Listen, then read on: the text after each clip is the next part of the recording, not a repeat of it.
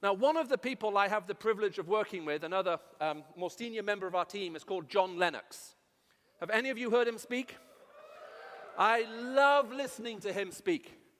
If you have never seen him, watch him on YouTube.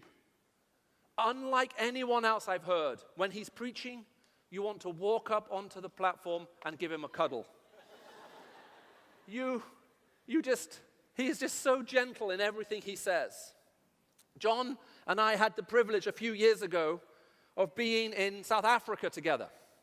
And we were speaking at the University of Cape Town, which is one of the leading universities of South Africa.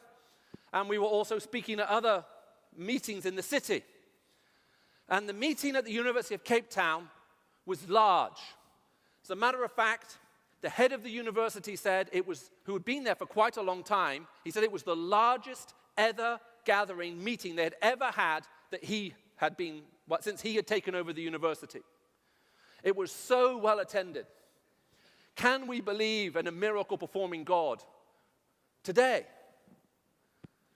And as we left the auditorium, you walked into a huge corridor with these big concrete walls. And while we had been inside, some students had been outside. They had put posters everywhere. On every wall, every window, there were posters. A picture of John Lennox, and underneath it said, "Don't believe John Lennox, Richard Dawkins." And then they had pictures of Richard Dawkins saying, "John Lennox is not a true scientist, don't believe him." And then they had other posters saying, "Come and hear a real scientist speak tomorrow night." And it gave the time and it gave the date. Now, John Lennox and I were speaking that next night. We couldn't go to the meeting, otherwise we would have gone. But one of the students said, "I will go and tell you what happened." So, the following morning, we met with the student, and he started laughing. He said, "You won't believe what happened." He said, "Number one, 40 people came.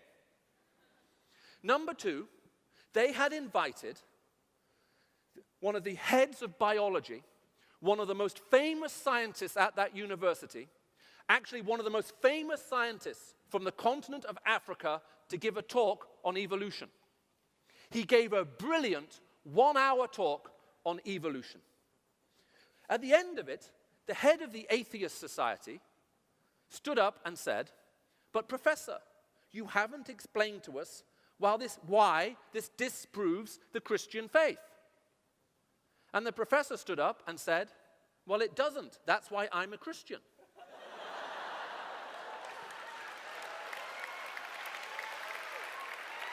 Now, the problem was the students had believed Professor Richard Dawkins too literally.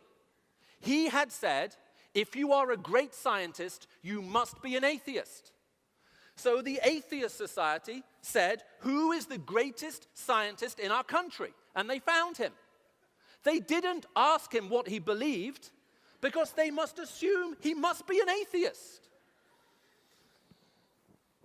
It was a lovely moment.